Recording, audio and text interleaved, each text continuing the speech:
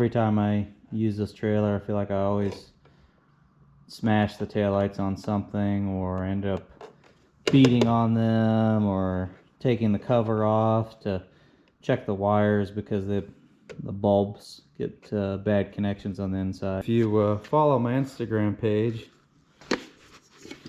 you'll know that I have brand new Takeoff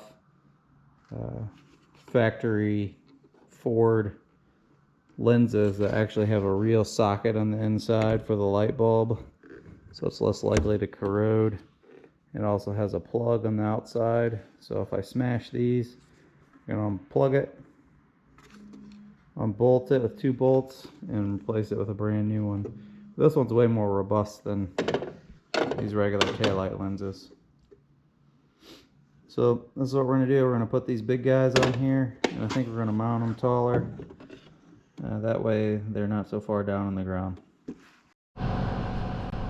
Well, we have the lights plugged in and turned on, and no surprise, one's on and one's off.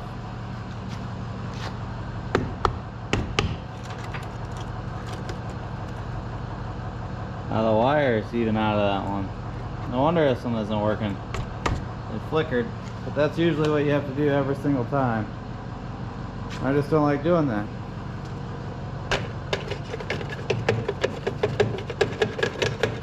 The one that we busted actually works pretty good.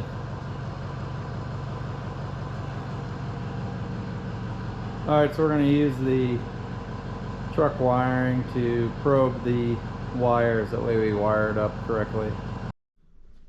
Yeah, it's pretty straightforward. You just zipped off these 3 screws on this bracket, disconnected our wires, and this old guy should come off of there. This is a flexible mat that the license plate was on. This kept us from breaking the license plate off every time. I believe that's part of a conveyor or a press mat. I'm not for sure. Scrap piece of something that's flexible. You can see we completely broke the plastic out of the back of this taillight housing.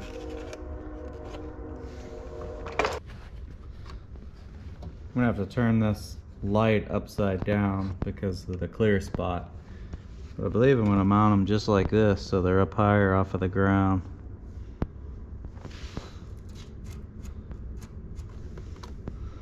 Might just mount them right there and catch the sideboard with a screw here and in the frame.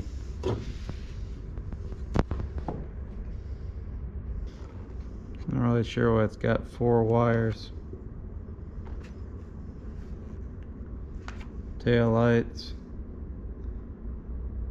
brake lights, turn signal, backup lights, must be. It looks like it's catching the ground through this bolt. Anyways, this is what we're gonna do. It's still a little wide. If I keep bumping into it, I might shorten this bracket up, but kind of in a hurry now. We need to use this tomorrow. It's typical.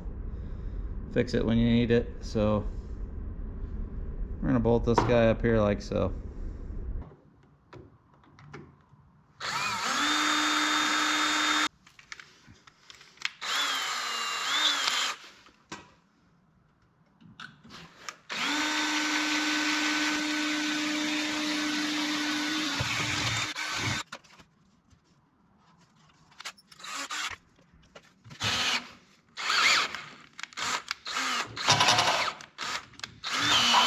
Well, it's gonna be one of those nights.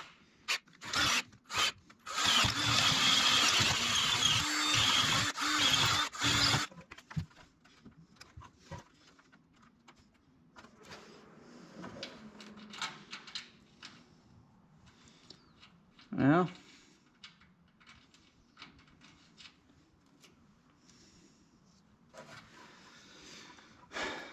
I didn't pay attention to what was on the inside. There's another cross piece inside. It's right in our way. So we're gonna have to move the hole this way. Stupid. Should have checked that. Check what's behind what you're drilling before you drill it.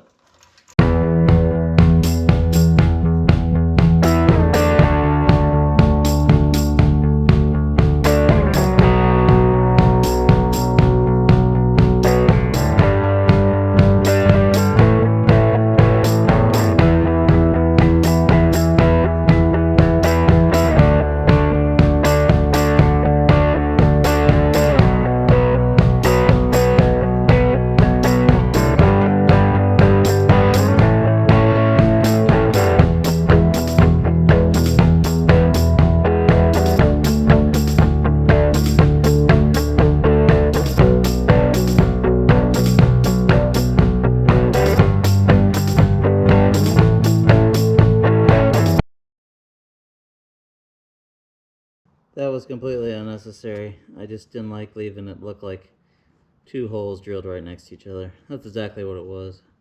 Screwed up, drilled this hole too close. There's a inside piece right around here that goes across the back, and I couldn't get a nut on it, so we slotted it and then just filed it to make it actually look like a slot instead of two holes side by side.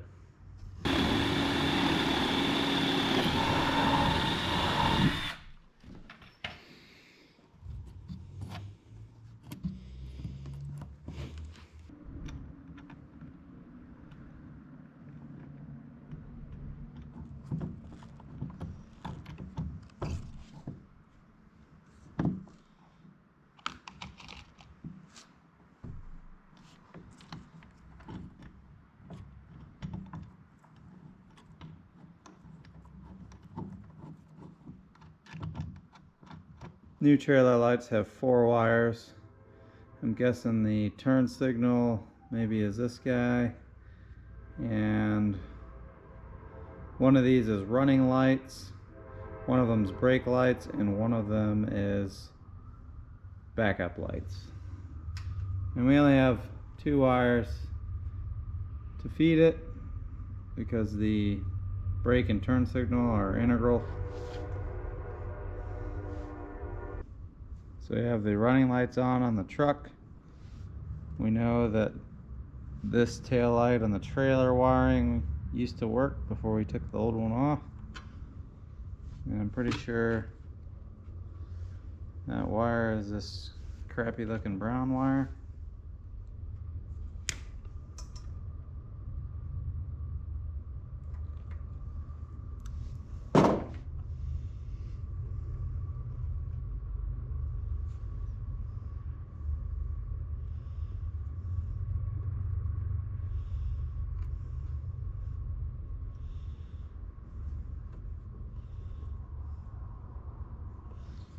And nothing. Starting to wonder if one of these may be a ground source. Let's take the light apart to find out.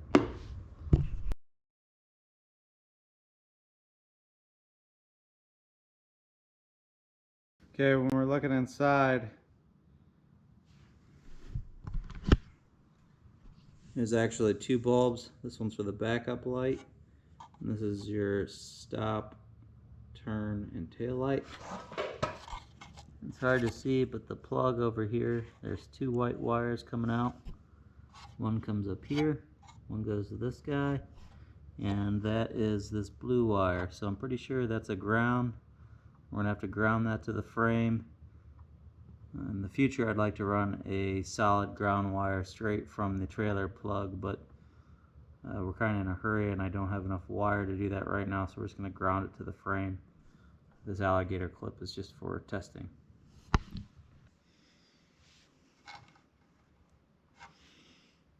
Nothing. Nothing. Nothing. Wonder if we have a good ground.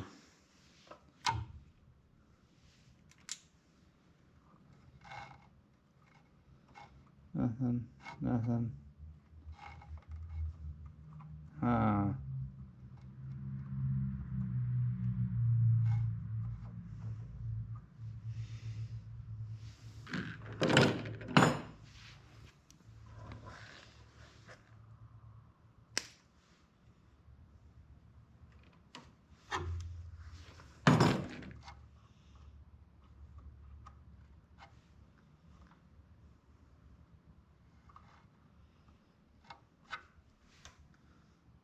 There we go.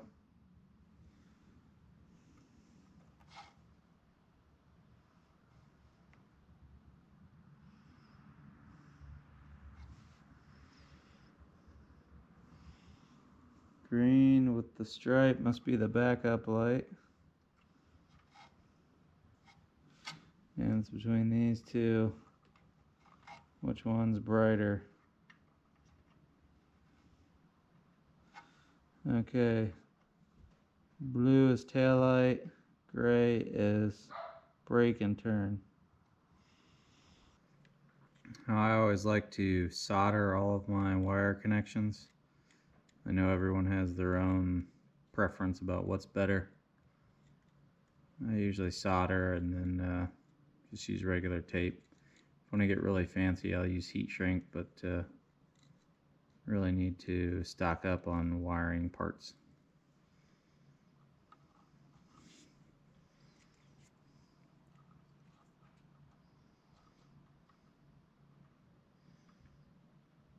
I mentioned it earlier, this is just kind of a temporary solution.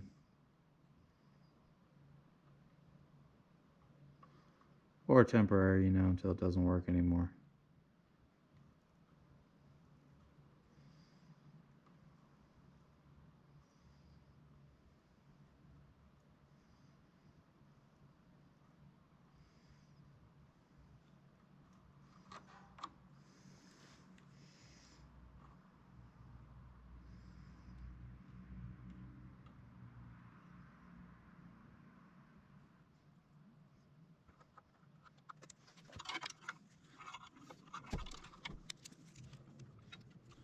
I'm gonna tin this wire so I can use it as a ground. I'll stick it under the mounting bolt.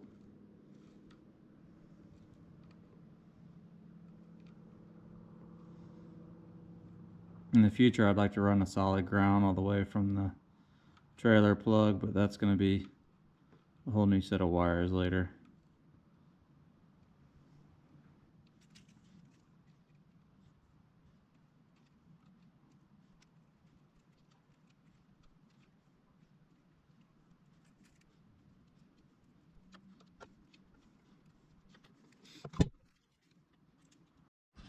Alright. I spared you all the gory details. It's pretty boring, but you saw how we tested the wires over here. Had to take the cover off of the light so we could figure out which wire was the ground. You have a ground wire that goes back to this frame bolt that we tinned and put behind this washer. And we got everything all taped up. As I mentioned earlier, we're going to replace all the wiring on the trailer. It's seen better days. It's been cut on and replaced multiple times, so it's just kind of a temporary thing. But the lights, so far, I like the way they look. They're up taller. This license plate's probably going to get bent again. It's a standard rigid mount instead of that big flexible version, but it is up a lot higher, so maybe we won't bend it as much.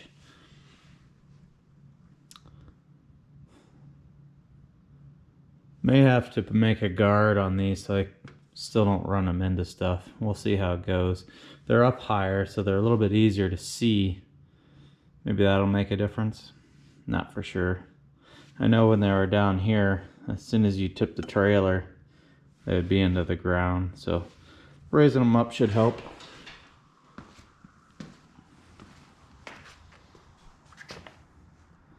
Then we did the same thing on this side. Probed the wires, took the cover off, saw which one was the ground. Probed the wires to see which one was the tail light and which one was the brake light. So I like it. Definitely improvement off of the old versions.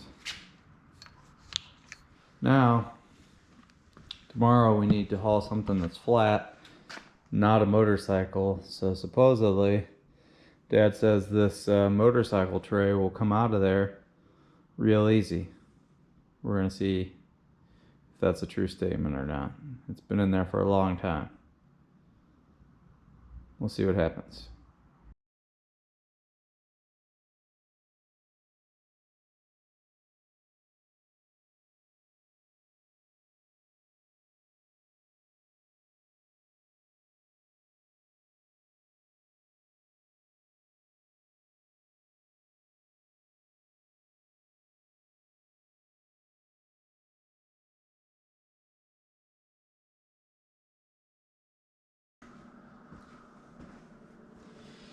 Alright, I have to say, that was one of the easiest things that I've done tonight.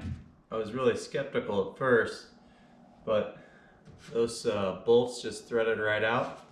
They're on blind nuts in the bottom that are embedded in the bottom of the plywood floor. And they just threaded right out, no problem. Really happy with how easy it is to convert this from a flat deck to a motorcycle hauler with that tray. Probably going to take that tray and repaint it to save it from rusting out and put it back in. I like it. Okay everyone, thanks for watching this video. If you need to put on some replacement taillights on your trailer, consider old Takeoffs from a cab and chassis. I got these off of eBay. I believe it was in Junkyard in Wapakoneta, Ohio. Relatively reasonable on the pricing. I think they actually were really close, if not cheaper, than some of the newer LED replacement taillights. And I have to think, since they're made by automotive manufacturer, they are a little more robust, and the light bulbs are actually in real sockets instead of just spring loaded against a piece of copper like your traditional taillights that we removed. So if you need to replace your taillights on your trailer, contemplate buying some Takeoff cab and chassis units. I think they're going to work really good for us, and barring having issues with the old wiring that's on the trailer, which we're going to replace eventually, I don't think we'll have any problems with the functionality of these lights unless I run it into something. May have to put a safety bar here just to keep me from backing the trailer into something by hand and hitting the lights first. But other than that, I think these lights are going to work great. I'm looking forward to using this trailer again and not having to worry about the lights and tapping the lights and jiggling the wires and all that stuff. That's a major inconvenience.